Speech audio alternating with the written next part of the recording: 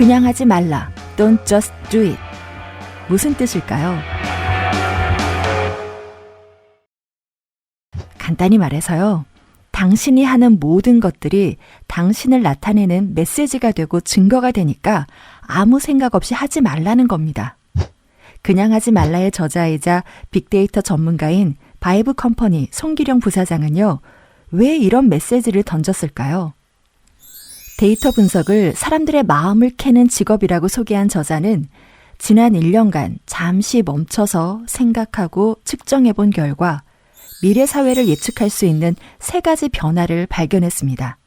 그것은 앞으로 인간은 혼자 살고 오래 살고 자동화될 것이며 이미 진행 중인 이 변화는 더욱더 급격하게 진행될 것이라는 거죠. 그리고 삶의 방식도 우리 사회의 성장도 그 방향성이 달라집니다. 즉, 새로운 사회에 적응할 준비가 되어 있다면 기회가 오고 그렇지 않다면 위기가 올 수도 있다는 겁니다. 이렇듯 적응하는 사람과 그렇지 못한 사람 사이에는 격차가 벌어지게 되고요. 나는 이 새로운 시스템에 어떻게 적응할 것인가에 대한 고민이 있어야 되는데 왜냐하면 이것이 바로 나의 적응력, 생존력이 될 테니까요. 그래서 저자는 이렇게 말합니다. 좋은 직장에 들어가서 시키는 일 열심히 하겠다는 생각은 접어라. 그런 일은 곧 없어질 확률이 높으니까. 먼저 점점 투명해지는 사회에 적응을 해야 돼요. 기술의 발달로 내가 한 모든 흔적이 남게 됐어요. 그러므로 거짓말을 할 수가 없게 됐습니다. 예를 들면 예전에는 학생들이 야간 자율학습 시간에 선생님 몰래 담을 넘어서 일탈을 즐기기도 했지만 요즘 학생들은요, 학원을 빠지면 자동으로 부모에게 결석 문자가 날아갑니다.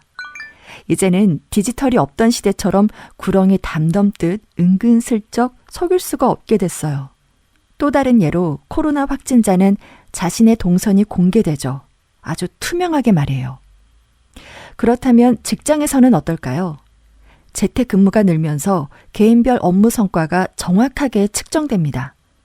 지금까지 입으로만 일하던 사람들의 실체가 드러나기 시작한 거죠.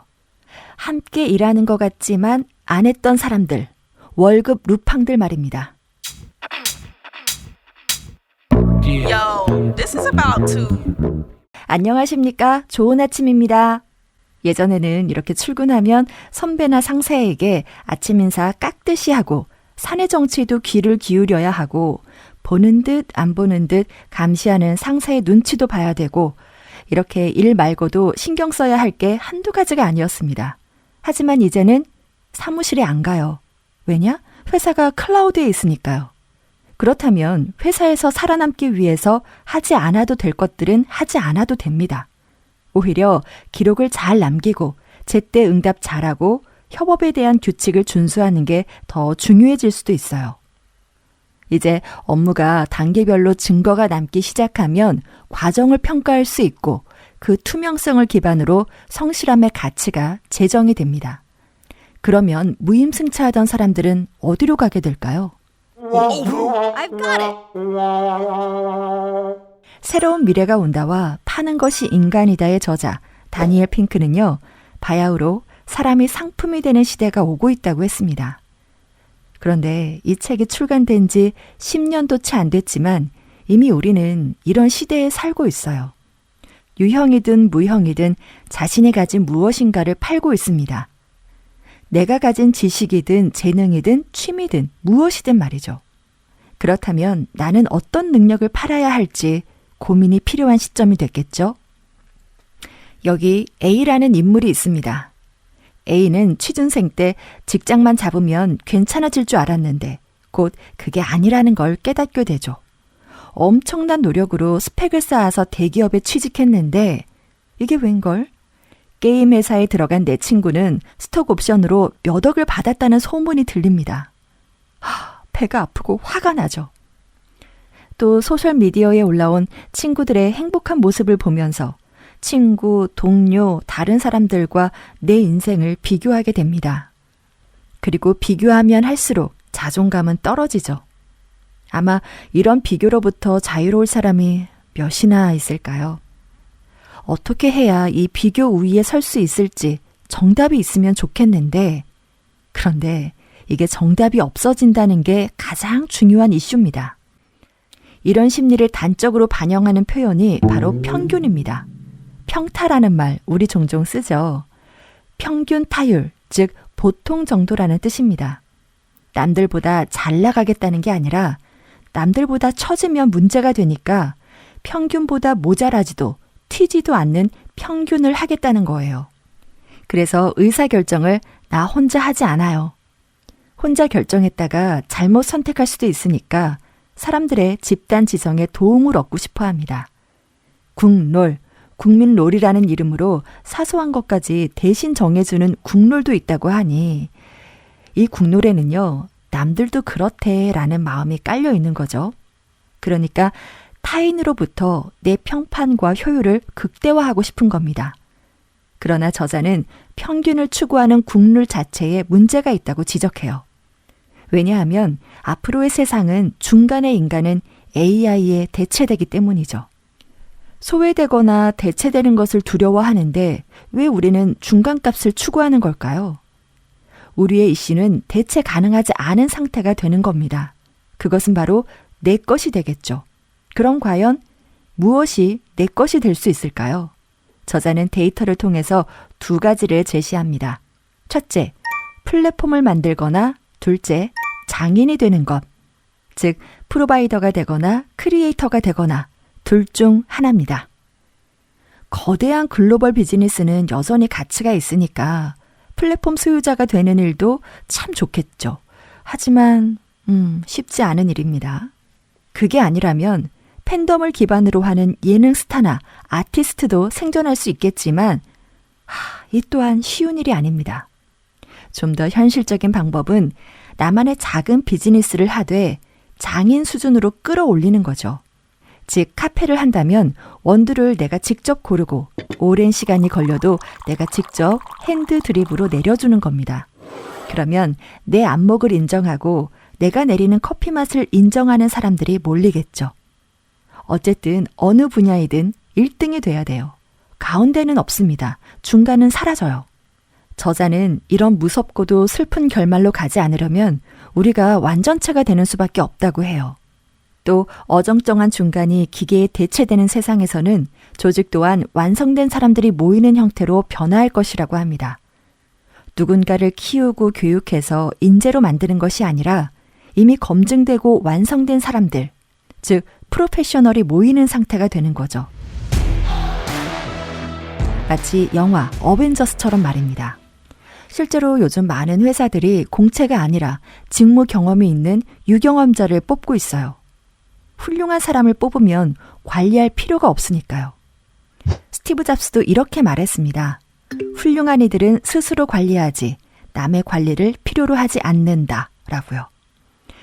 지금까지는 가능성을 보고 뽑아서 가르쳤다면 이제는 훌륭한 분을 모셔와서 함께 상생하기 위한 방향을 제시하는 걸로 사회의 구도가 바뀌고 있습니다.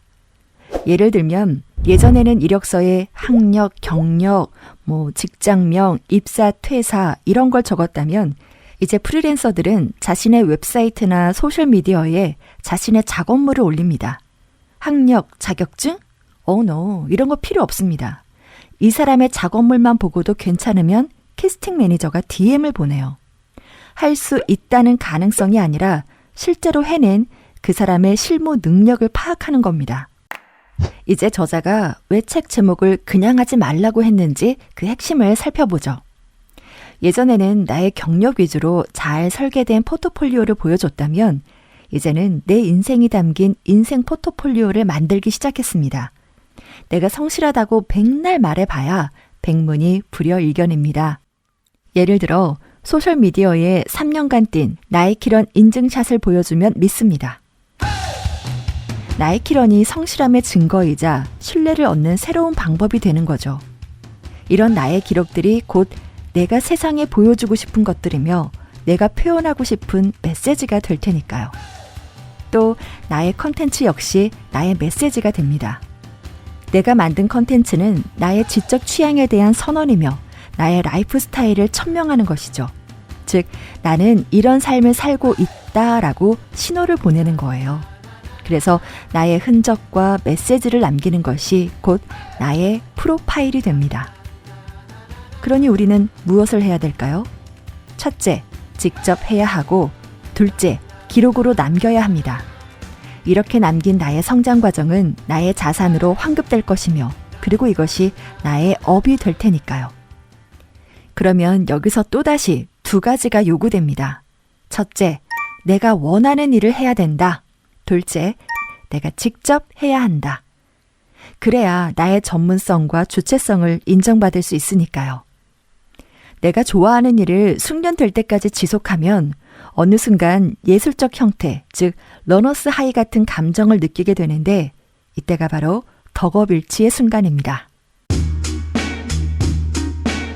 그래서 저자는 강조합니다. 무엇을 할 때 그냥 하지 말고 방향성을 정하고 무엇을 할지 생각하라.